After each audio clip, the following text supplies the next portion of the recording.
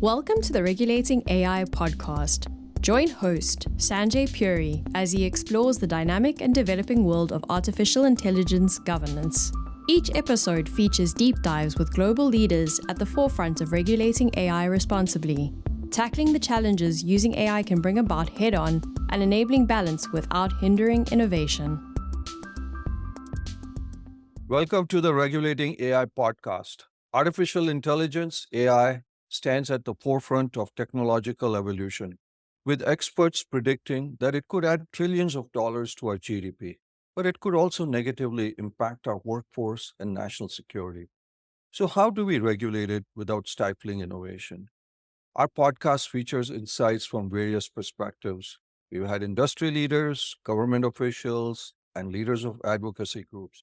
Together, they address pivotal questions that are needed to create practical legislation. I'm very excited to have Ari Kaplan with us today. Ari is the head evangelist for Databricks, a leading data and AI company. He was also the global AI evangelist for DataRobot.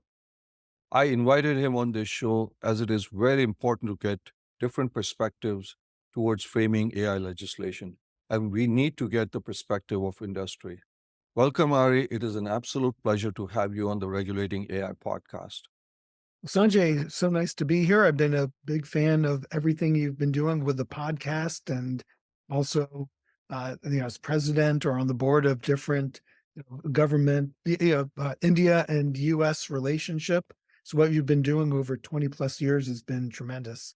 Thank you, Ari. Thank you. As I said, ADD, but we won't go there. Ari, President Biden announced a sweeping executive order on October 30th, and now we have the EU, which has announced the AI Act. Give us your perspectives on both of these pieces, one an executive order and one a potential legislation. Yeah, well, first of all, I've been kind of, through every single, administration, big advocate for truth, for transparency. And as the world changes and technology changes, we must stay on top of, all of this policy making. And, of course, it goes beyond the White House to every branch and then internationally as well. So, many years in the making, the last company you had mentioned, DataRobot, I had a podcast. We had Will Hurd, who was a representative at the time, come on.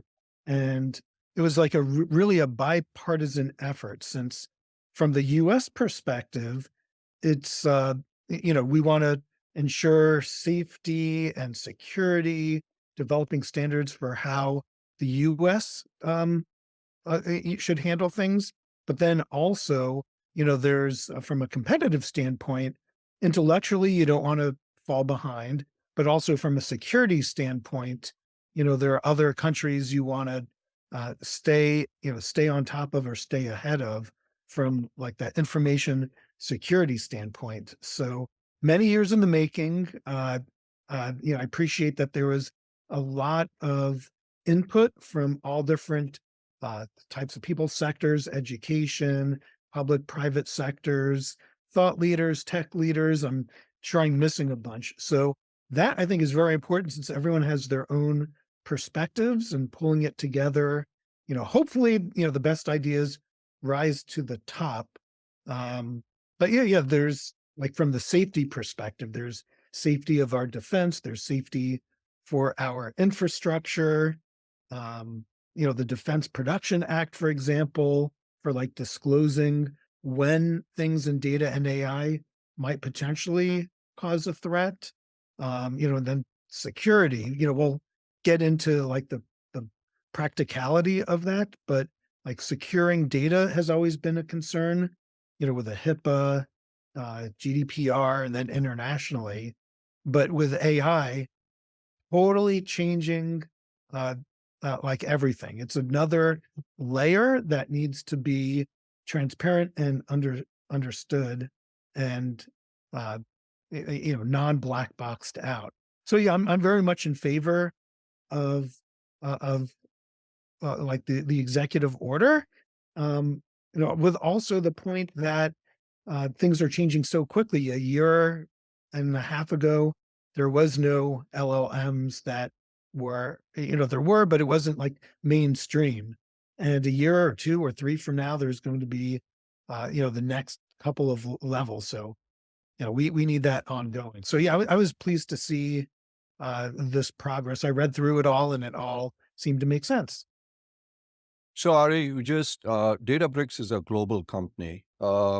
The EU AI Act obviously has taken precedence. They just went through it, and I think it'll go through the parliament and should be effective in 2025. Now, we obviously in the US are in an election year. It doesn't seem like we probably are going to get comprehensive legislation.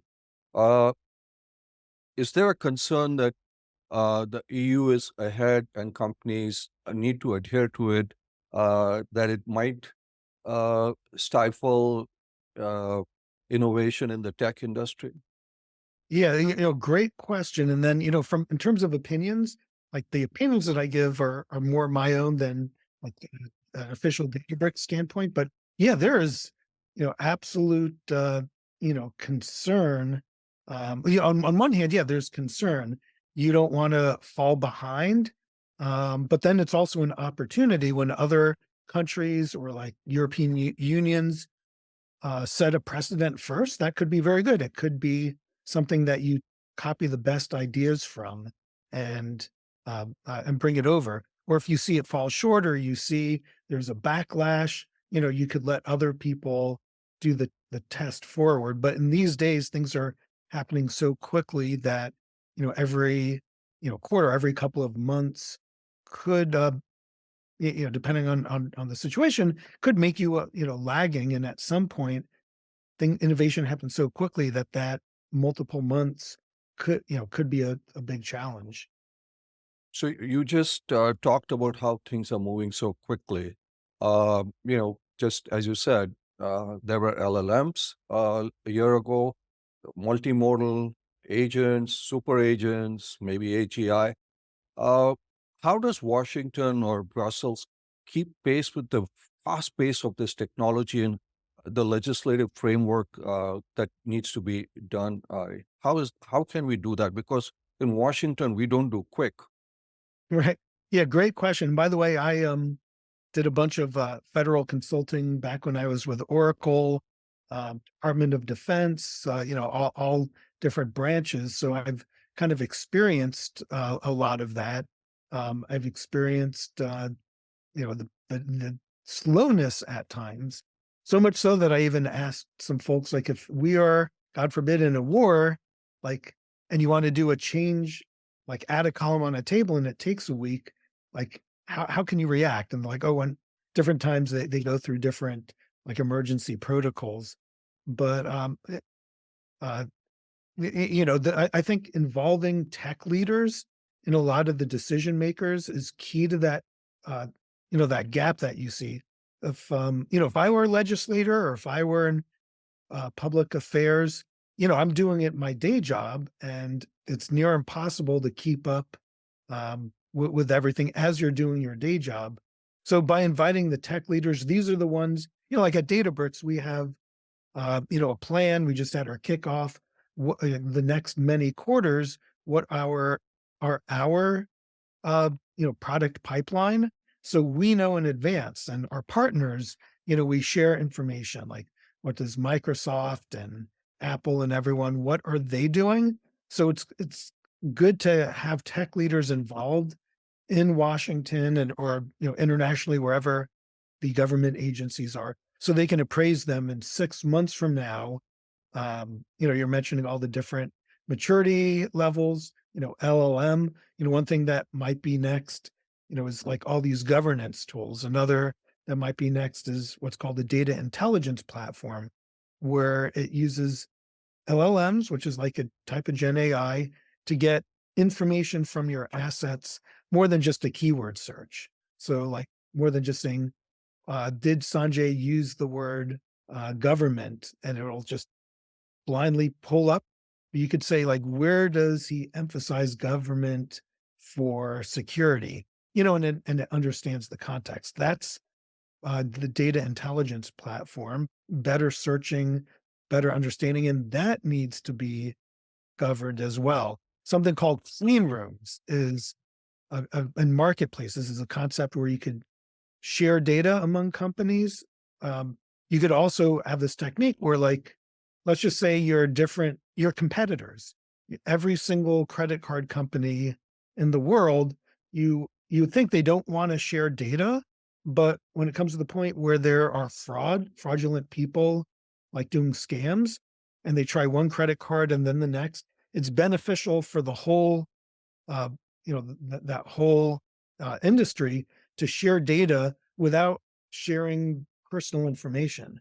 So you just have this abstract ID of some person or entity doing card fraud, and they can share it. Kind of like the way casinos work in Vegas, so that you can't walk in and out of different casinos being a serial scammer. So that's one way you can collaborate. But yeah, these tech leaders know not only what's in the pipeline for future innovation, but the other challenges is there's so much news coming out on AI. I was just at this retreat in the Bay Area that they're inundated with news. They're on AI. They're inundated with vendors calling them up, and I'm sure legislators are in the same quandary. So if you talk to tech leaders, they can kind of help short circuit of like what's the summary? What technology is just hype and what are companies actually uh coding, actually moving to production versus theory. So, Ari, you made a very good point, but let me just ask your opinion. You talked about tech leaders talking to members of Congress. We just had a hearing about social media in the Senate some time back.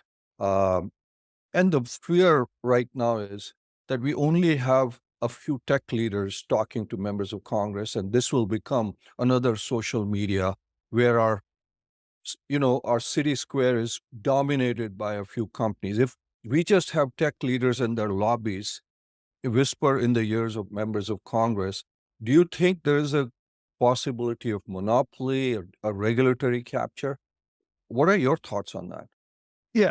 Absolutely. So um in all different industries, through acquisition, just in companies acquire, like consumer product goods. There's some very few companies that own hundreds of brands. So when you go to the grocery store, like 80-90% of the products are from just like five major companies. And that provides efficiency, but you're right, it could be like monopoly, duopoly, a handful of companies. And so, yeah, that does skew, some tech leaders, uh, near unprecedented in history. There have been, some precedents in the past from business. Uh, so that's one thing. And then the other is like some of the large companies are making enough money that it's, supporting their industry and less on innovation. And a lot of the innovation comes from people, in the proverbial garage, 5, 10 people. People, our founders at Databricks they all met at UC Berkeley, Stanford. I went to Caltech, and there's been a lot of companies that are just, like students that don't have the ear, that haven't made the money yet, but the speed of the adoption could be incredible. Like you could go from 0 to like 1 million downloads in just a month. So yeah, it is something that has to be balanced. I don't want to name names, but if you are, a wealthy gazillionaire, yeah, you whether it's intentional or unintentional, have your company or portfolio of companies minds in there. So whether it's intentional or not, you could be persuading legislation towards the favor of your world. So it's, hard to avoid. You still need that in there, but having a balance of other companies, not just for the power perspective, but a lot of the innovation are these small companies. They get success, then they get acquired. So those smaller agile companies need to be part of the discussion. Uh, you make a very good point, and that's one of the things that we do in this platform is we bring in small companies, we bring in community colleges, we bring in academics, we bring in, you know, security experts, etc., because all perspectives are very relevant. It just doesn't can't be a few companies in Silicon Valley or a few universities on the coast. Uh, you mentioned something that there is a debate right now in the industry, open source versus closed source. You have potentially Meta with Llama, Llama 2, Llama 3, IBM. Then you have potentially OpenAI, Microsoft closed source. Where do you come out because on this, Ari? Yeah, so I'm personally a big proponent of open source. It's something that I have a lot of hands-on experience. I've worked like when I was with Oracle, I ended up being the president of the worldwide Oracle user group. So Oracle started out the opposite of open source is like proprietary software, vendor software, and they made a lot of money. But then open source became so big. A competitor, MySQL, was based on open source. Oracle ended up acquiring it. So when I was president, so I saw like the value of having a community contribute. That for the listeners who aren't as familiar, open source, it's like you get transparent. You can see what the code looks like. You can be a contributor, if you mostly as a volunteer, but it all has to do with transparency and community and everyone kind of chipping in together to make the solution better. Now that has become so popular that three technologies I've been close to, Apache Spark, ML Flow, Delta Lake, they get hundreds of millions of downloads every month, you know, over 1 billion combined per year, which is unbelievable. So if you're not familiar with that part of just how popular open source is, that's one eye opener. But the other is, uh, the transparency. You mentioned like ChatGPT, Llama, whatever it is now or in the future. If you're building an AI model, you're an individual, you're a company, you're just saying summarize something.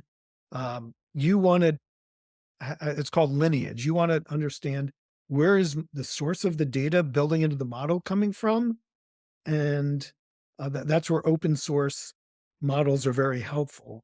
That so that's one thing. That's when you're just as an individual, write me an essay that does this, summarize these 20 documents, or whether you're a business, like you're a law firm, what were the precedents of this legal case of car accident in New Jersey where this and that happened? You need to not just understand where the data comes from, but how did these models synthesize the data to get what you want? So the more open that is, the more reliable the insights are, and the more people trust that the models, either are accurate or they trust they're not accurate and they can uh, tweak it, called fine tuning or ragging it. So big proponent of open Big source. purple. Ari, we've had some guests come here and say that we have either nation states or non-nation states who are maybe not as friendly, don't have our values. We are giving them, let's say, this technology with its weights and everything else, and we are putting it in the hands of some of our enemies, whether it's bioterrorism or things of that nature. What is your perspective on what their view is in terms of why we should not open source this? Yeah. So so first of all, that is like one of the biggest things that keeps me up all night is you have other countries like, take HIPAA laws, for example. We need and we do protect like medical information. There are other countries or other groups that don't adhere to that. So they have, unfortunately, an advantage where they could take data, find people they can, um, you know, do do do things to or identify people in their territory or under their control, or when I say attack, like whether it's information or disclosing or doxing or physically tracking people, that's a challenge when you have other people that don't adhere to the same ethics or limitations as you do. So in terms of open source, yeah, open source makes things transparent, but I think the bad actors, so to speak, are you can't really stop them in that regards. So open source, I think, will do more good than harm. It'll be good for everyone. Okay. Ari, the EU Act is basically an kind of an horizontal piece of legislation. Do you think when you look at the US, that is there a need for industry specific AI regulations, or should it be broadly applicable across different sectors? Yeah, so a little bit of both. So they're fundamentally, across all sectors, like if you use a model, linear regression or Gen AI or gradient boosted trees, that model at one certain level doesn't care what industry you're in. So from that perspective, yeah, you want regulations or governance or access control into making sure information's not leaked. So one example is just like you know, uh, privacy information, making sure social security numbers don't get out. There are provisions that you can hide within a database that social security numbers get transformed into like hashtag dash, etc. So people don't actually see it unless they're allowed to.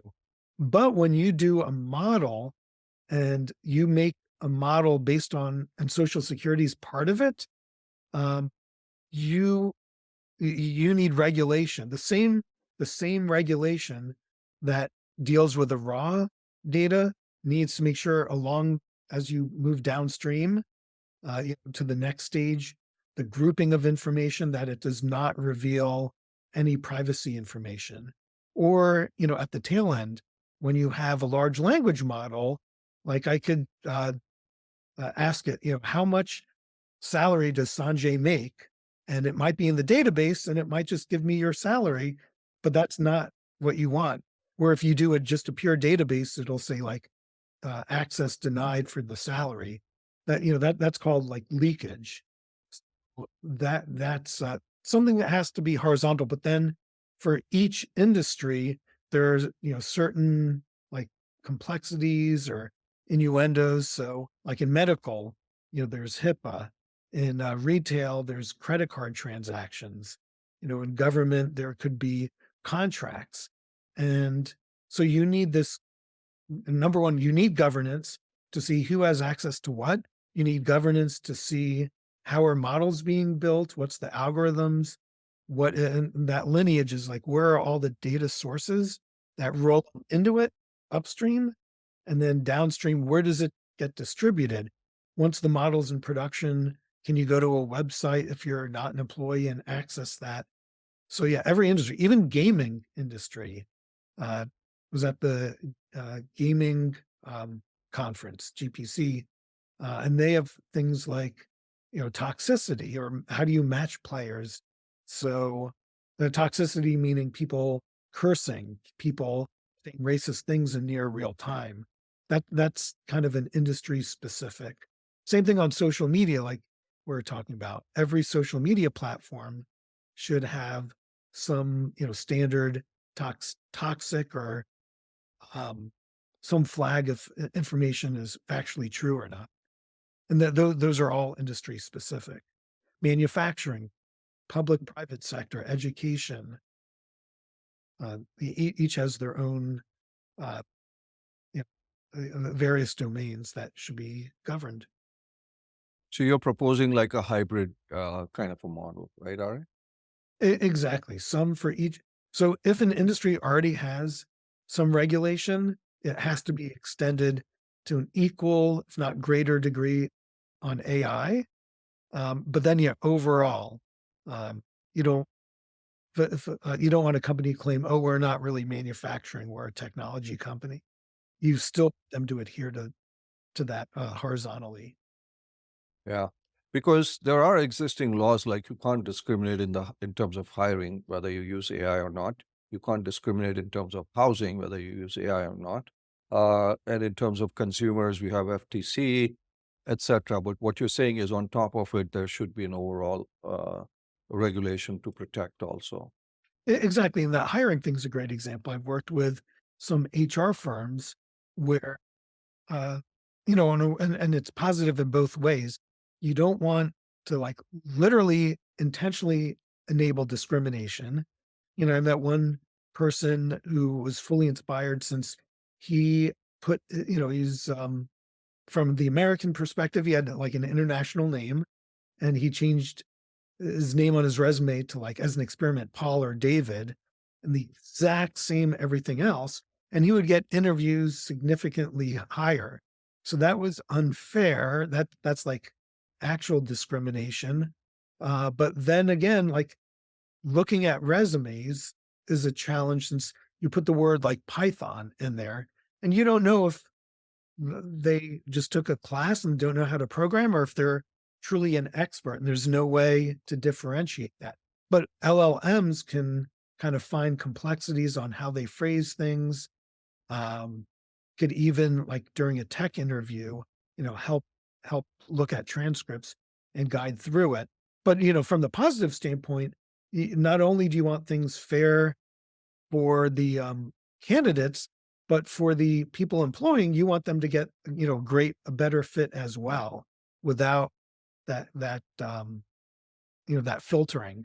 So they're looking for ways to improve things as well.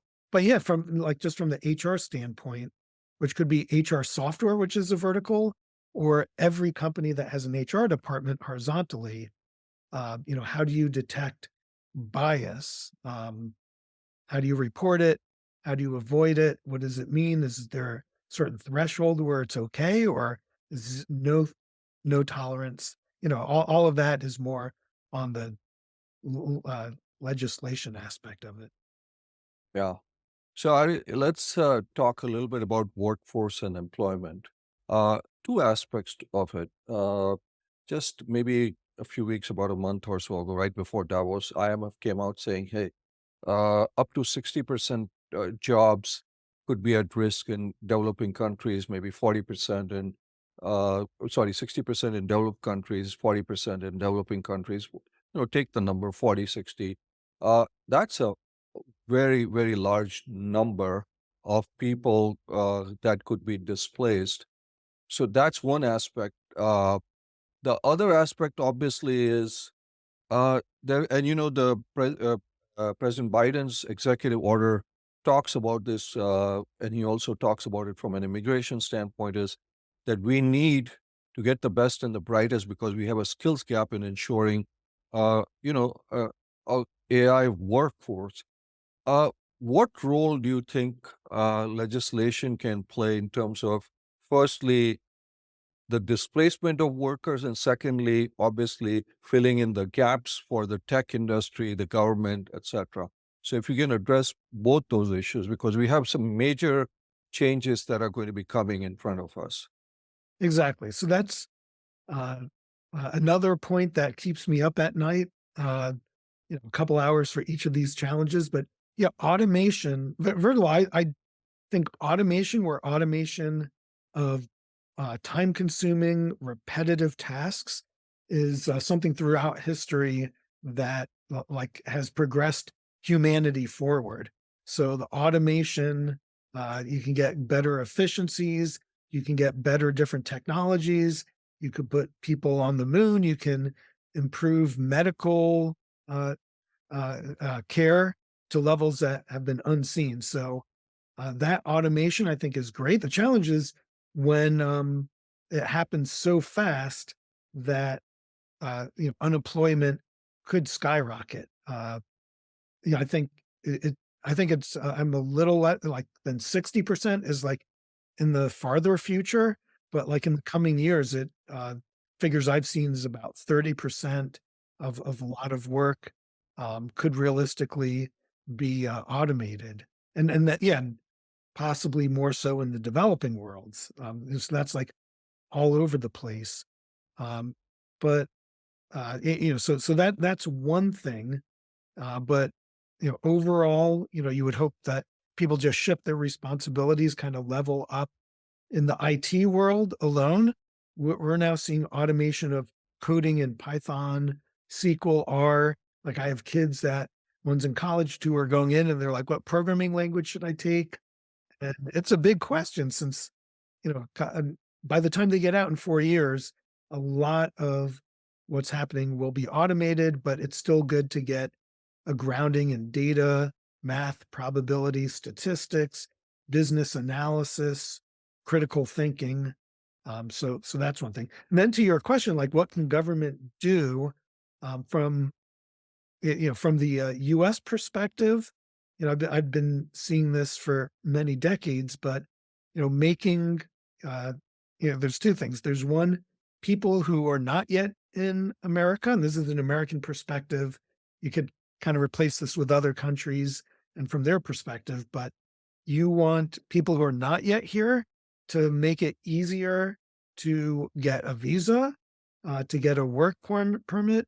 You want to make it easier to have that path to citizenship, to attract them not just temporarily, but permanently. That uh, immigrant mentality is what made America, great and continues to. So, like, work visas, having a pathway for citizenship, um, and then there's also government itself hiring. So at this retreat, I was at a Battery Ventures retreat. The two biggest venture funding that's happening is AI and cybersecurity. How do you manage all these risks? And the government has a significant number already of job openings in cybersecurity. It's a big risk. It's a critical, important part of our national defense. Um, so yeah, having the government ensure that we are hiring people domestically and internationally. There's such a gap there that's another way the government can help facilitate that is with the jobs itself. And then the other thing is just maybe having government think tanks. There's government policy that could be influenced by these, and get the best and brightest globally. And maybe that might foster partnership with local companies, which kind of is a virtuous cycle where they hear of job opportunities, get visas, extend the visas, make it easier, that process, extend the number of visas we can have for certain types of workers. So, Ari, if I may follow up, you brought up several points, and we've had some, uh, you know, education experts, and we've had this discussion. So, you said 30%. Now, one side we are saying 30% people get displaced, and remember, unlike in the past, these are going to be white collar jobs, and you just talked about your kids, telling them what should they learn. So far, historically, we've been telling all our kids, learn STEM, learn STEM, learn STEM, learn STEM. Now comes GitHub Copilot and others. Do you think we need a little bit of a shift, because it's maybe the liberal arts also is important, because you need some creative thinking besides knowing, how to code and things of that nature? So that's one question. How do we reskill these 30% or whatever the number you think is going to be out there? Because when you tell 30% of these people, open the visas, let people come in because we need these, give them citizenship, that's a hard argument, especially in Washington, to make. Yeah, and yeah, I'm a big supporter of the arts as well. That is going to be fascinating to watch too, since there's just that strike in in the Hollywood, movies, television, and that the technology isn't fully caught up, but the ability to write some scripts that might be good enough, to make movies that might be good enough, um, is going to be interesting. there is always like some element. My son is a champion chess player, and yes, you can get a computer to two computers to play each other, but nobody cares. They want to, even though a computer could be better, they still want to see that human competition, the human spirit. That's why sports and entertainment uh, is going to, continue to be big. On the other hand, yeah, still am a big proponent of STEM, but the point of just being a Python, like a beginning level Python programmer, is going to be automated. But I still want STEM. STEM to me is biology. It's helping, uh, with resource management. Could be um, one step aside from that, supply chain and logistics. How do we, uh, feed and support a growing population? How do we change supply chain when some aspects of manufacturing are going to be shifting? And with STEM, I think it just goes from like the simple coding, which, you mentioned Copilot. There's others where you could literally just, I do it now. You know, right now, just write a Python program that uploads this data, does this, pivots and does a graph, and it does a pretty good job. It might have to tweak it, but you are always going to need like business people who know how to collaborate, ask business questions, get information, and help businesses actually take action. So yeah, maybe more advanced STEM and like uh, business degrees or leadership degrees. And then 10 years from now, all bets are off.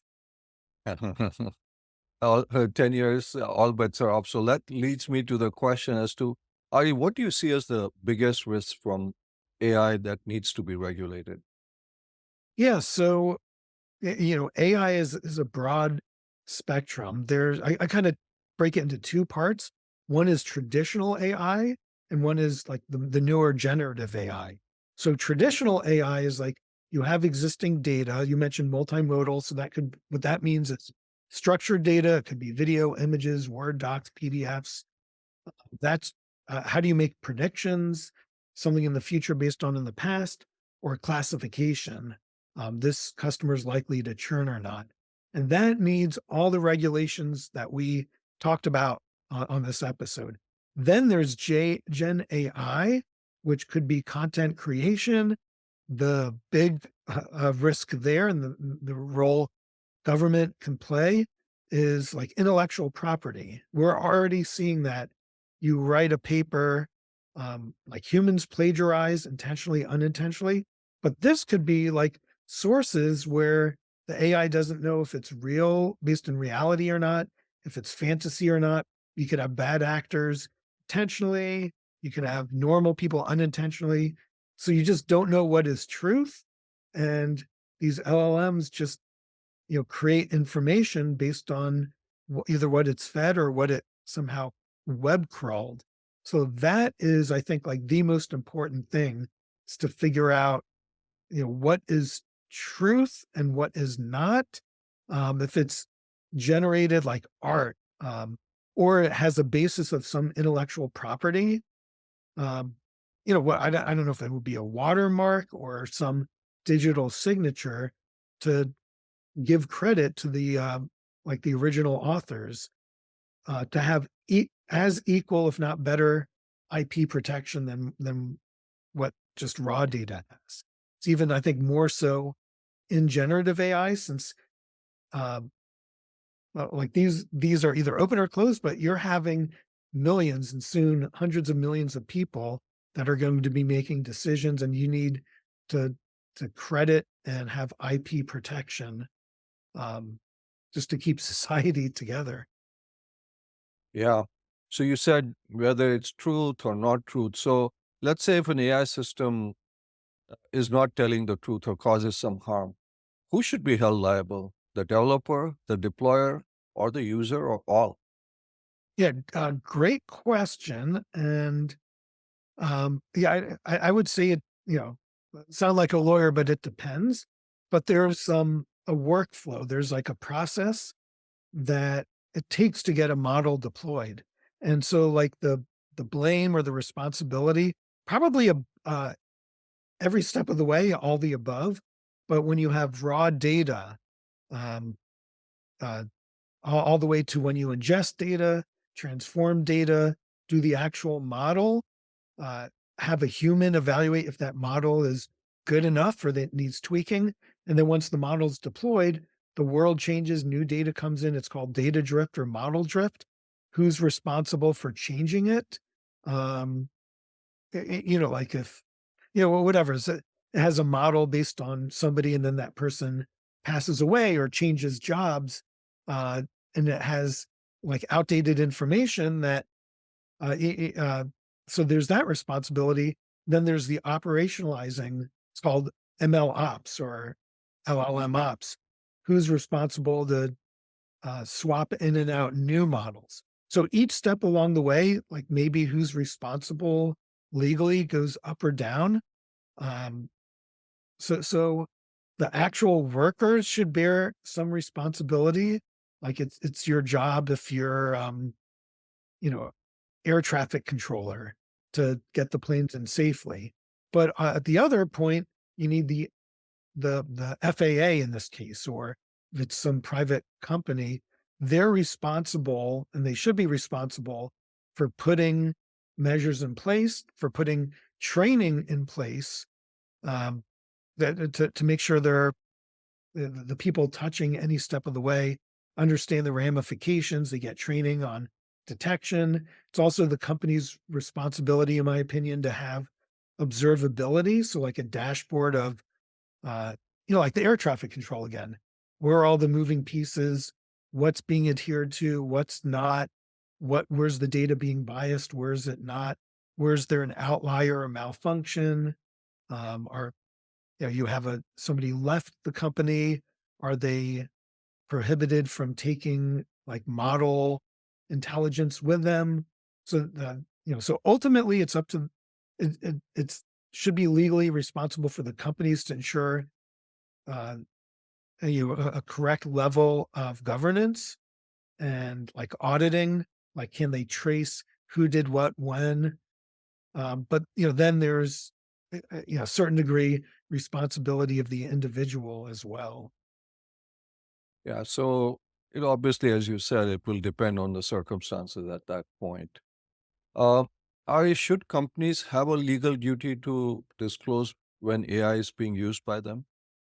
Yeah, that great question. I was asked that once before. So, the challenge is AI is such a broad thing that everything that's data has like some form of AI involved. So that would basically um, it'd be a challenge. Everywhere you'd see would say, like, we're using Zoom.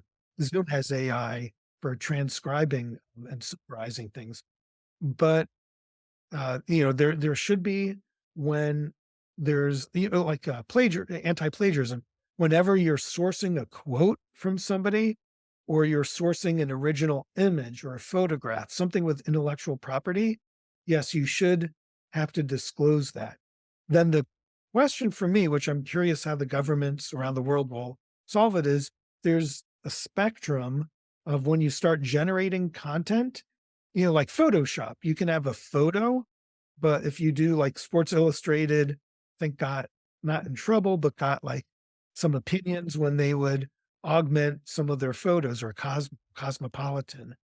So there would be like, it's based on a real photo, but it could be 10% modified by Photoshop or 10% modified by AI. What that threshold is, I don't know. Maybe it's zero. Maybe you just say this image was modified by AI, or so maybe it's zero. But at some point, if it's fully generated image, like then yeah, absolutely, I'd want to know AI generated photograph. Well, that's very, very helpful. Ari, as I told you up front, we have viewers on the Hill, members of Congress, Senate, think tanks, the staff, corporates, advocacy groups.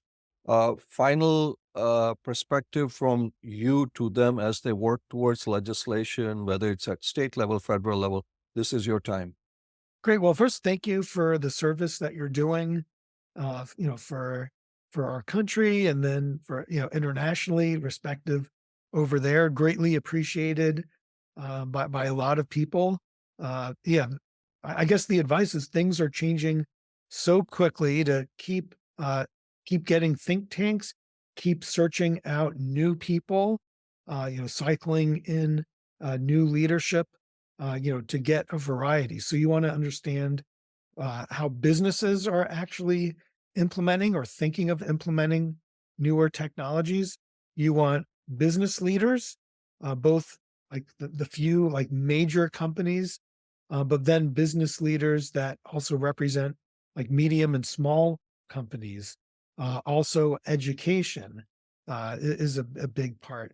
So yeah, just be involved, involve others, ask questions. I'm on LinkedIn. Feel free to reach out to me as well. I try to be as transparent as I can, but yeah, have to keep up constantly learning since 6 months from now, there's going to be a whole new set of like tools and platforms out there. 12 months again.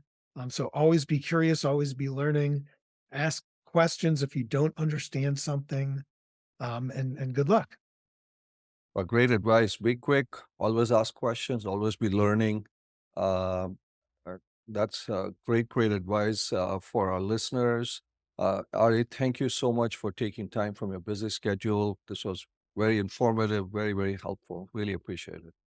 Well, Sanjay, thank you so much. And thanks to all the listeners. Thank you. Thanks for tuning in to the Regulating AI Innovate Responsibly podcast.